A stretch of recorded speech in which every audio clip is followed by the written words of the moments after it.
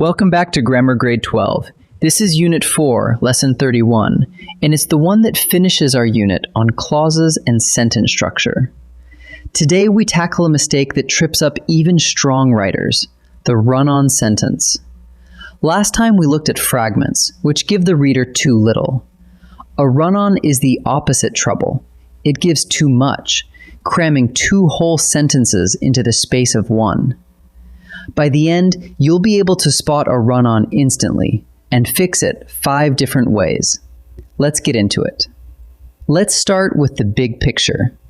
A run-on sentence happens when you jam 2 main clauses into one sentence without the right punctuation between them. Remember, a main clause has its own subject and verb, so each clause could stand alone as a complete sentence. When 2 of them collide with no proper break, the reader can't tell where one thought ends and the next begins. There are 2 forms of this mistake: a fused sentence, which has no mark at all, and a comma splice, which has only a weak comma where a stronger break belongs. Either way, a run-on is too much sentence, wrongly joined together. Let's meet the first form up close, the fused sentence. A fused sentence is 2 main clauses run together with no punctuation at all between them. Look at this. The comet appeared, the astronomers cheered. Read it aloud and you feel yourself stumble. Where does the first thought stop and the second begin?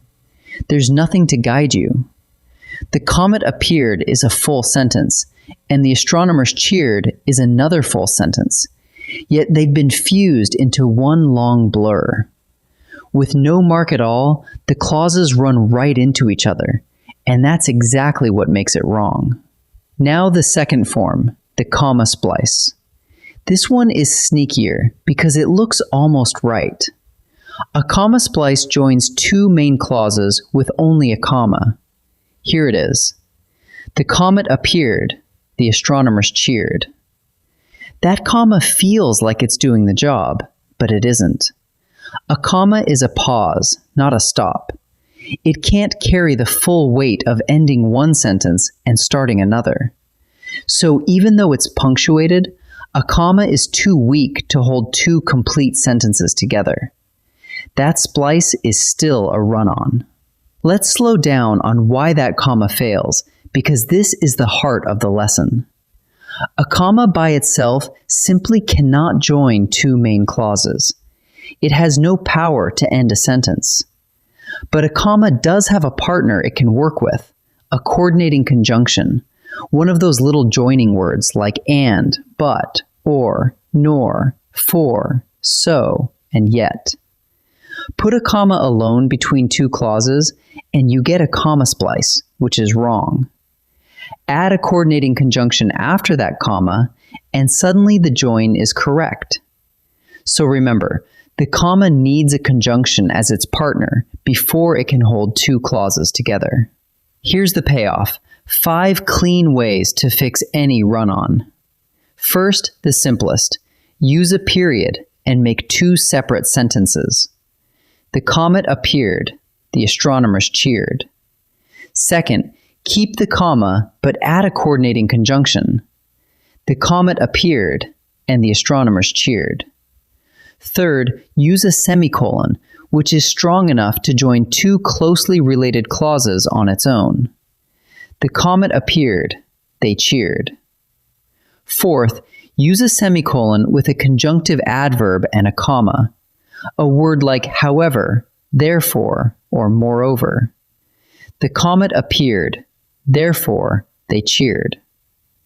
And fifth, make one clause subordinate by opening it with a word like when, because, or although.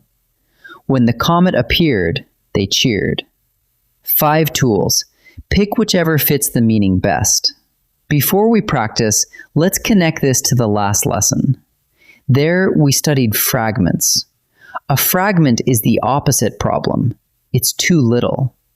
Something is missing, a subject, a verb, or a complete thought.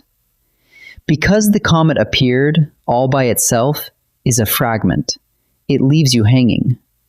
A run-on is the reverse. It's too much.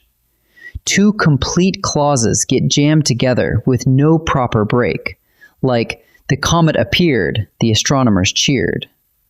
So a fragment gives you less than one sentence, and a run-on gives you more than one, crammed into the space of one. The goal sits right in the middle. Aim for exactly one complete sentence per sentence. In this first set, I'll show you a sentence, and you decide what it is. A fused sentence, a comma splice, or already correct. Pause the video and choose before I reveal each answer. The museum closed early.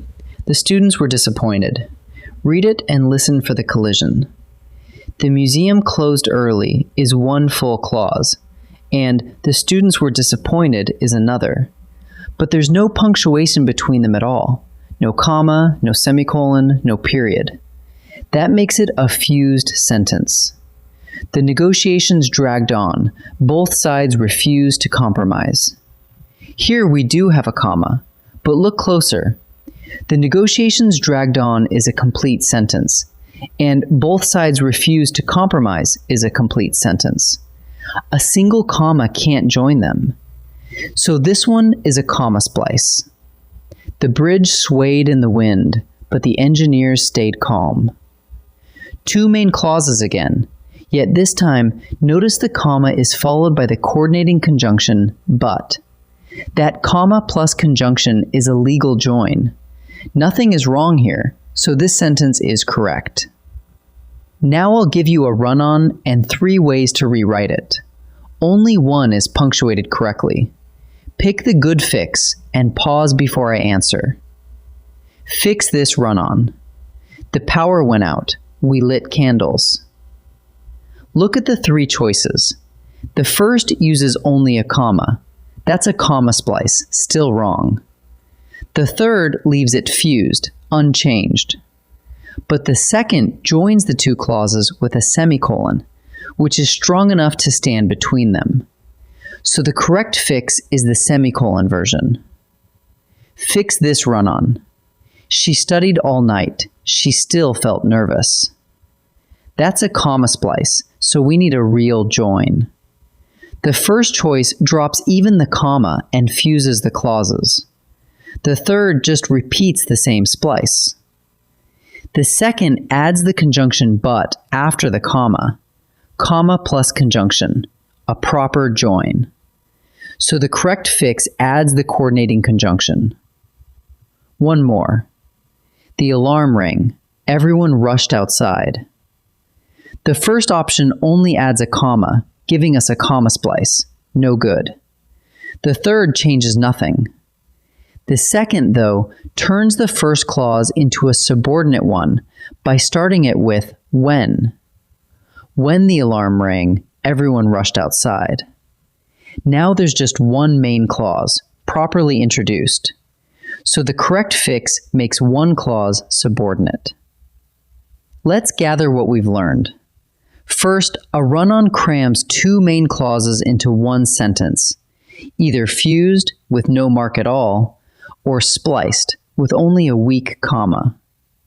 Second, remember that a lone comma can never join 2 main clauses. It needs a coordinating conjunction standing beside it. And third, you have 5 clean fixes ready whenever you spot one. Use a period, a comma with a conjunction, a semicolon with a conjunctive adverb and comma, or make one clause subordinate.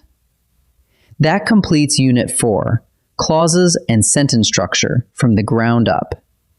Next comes Unit 5, where we turn to the verb itself, its tenses, its voice, and its mood. I'll see you there.